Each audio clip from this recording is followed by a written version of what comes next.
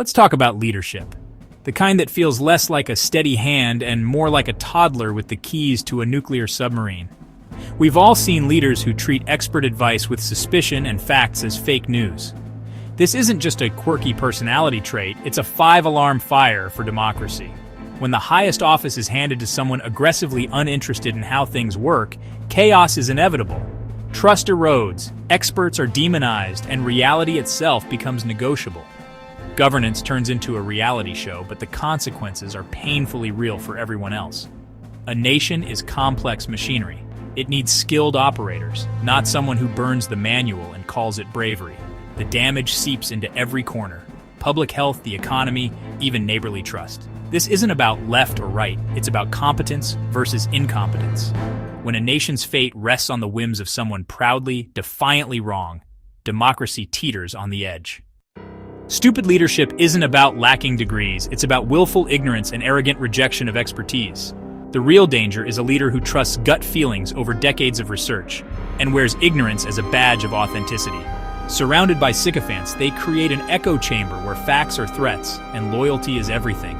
The leader's ego becomes government policy, and truth is whatever protects that ego.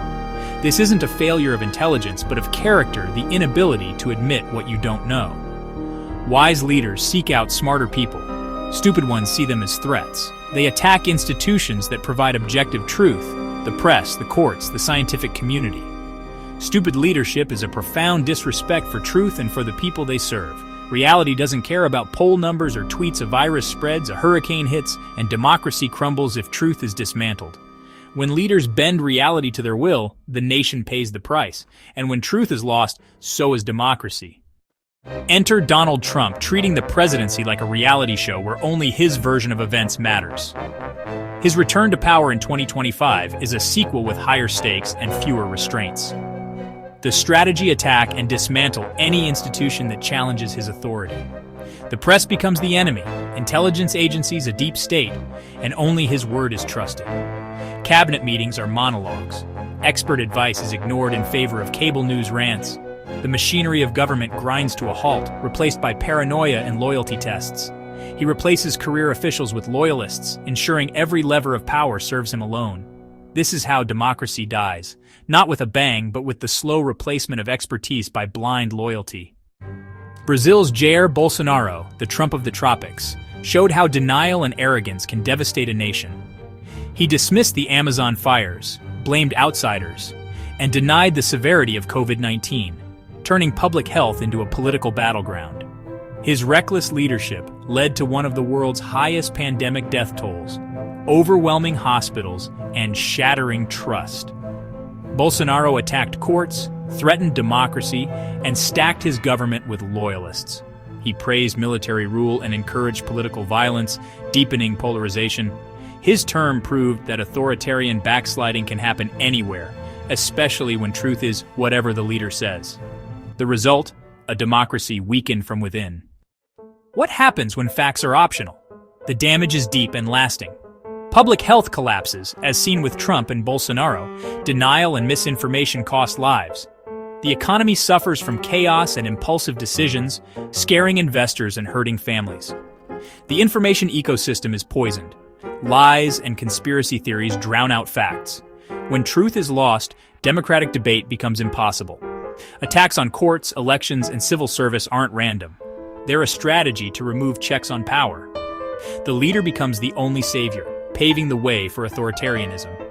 Guardrails are dismantled, and the nation is left defenseless. The damage isn't just legal, it's cultural, eroding the very spirit of democracy. When reckless rule prevails, the whole system is at risk. The outlook may seem grim, but democracies have defenses, if we use them. First, education, robust civic and media literacy so citizens can spot propaganda and understand their government. Teach not what to think, but how to think. Critical minds are less vulnerable to demagogues. Second, fiercely protect democratic institutions, independent courts, a free press, nonpartisan election officials.